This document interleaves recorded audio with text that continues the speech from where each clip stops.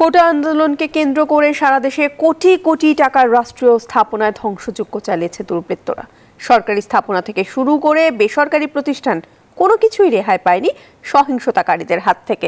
বিশেষ করে রংপুর, মাদারীপুর ও চট্টগ্রামবাসীকে সরকারি প্রতিষ্ঠান ধ্বংসের কারণে ভোগান্তি পোহাতে হবে দীর্ঘদিন। স্থানীয় প্রশাসন বলছে অপরাধীদের গ্রেফতারে কাজ করছেন তারা। শিক্ষার্থীদের কোটা আন্দোলন সময়ের ব্যবধানে রূপ নেয় সহিংসতায়। দেশ জুড়ে ধ্বংসযজ্ঞ চলে সরকারি বেসরকারি বিভিন্ন স্থাপনায়, যে ক্ষত এখন দৃশ্যমান। রংপুরে সংঘর্ষের থানা, ব্যাংক, বিভিন্ন সরকারি বেসরকারি স্থাপনা, গাড়ি, মোটরসাইকেল সহ বিভিন্ন স্থানে ভাঙচুর, অগ্নিসংযোগ, লুটপাটের ঘটনা ঘটেছে। এতে অন্তত 100 কোটি টাকার উপরে ক্ষতি হয়েছে বলে দাবি স্থানীয় প্রশাসনের।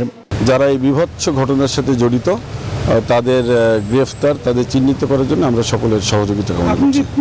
মাদারীপুরে সরকারি বেসরকারি অন্তত 10টি প্রতিষ্ঠানে ভাঙচুর ও অগ্নিসংযোগ চালায় দুর্বৃত্তরা। এতে ক্ষতি দাঁড়িয়েছে 40 কোটি টাকারও বেশি। এই ধরনের নিকার কাজ আমার মনে হয় মাদারীপুর এই 40-50 বছরের ভিতরে এগুলো কোনোদিন ঘটে নাই। চট্টগ্রামে বহদ্দারহাট পুলিশ বক্স, পানি উন্নয়ন বোর্ড সহ পুলিশের বিভিন্ন স্থাপনায় আগুন এবং ভাঙচুর চালিয়েছে দুর্বৃত্তরা।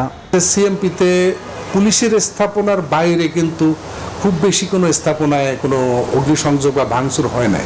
সিএমপির দাবি, চট্টগ্রাম পুলিশের 1/2 কোটি টাকার সম্পদ ক্ষতিগ্রস্ত হয়েছে। Desk report, news 24।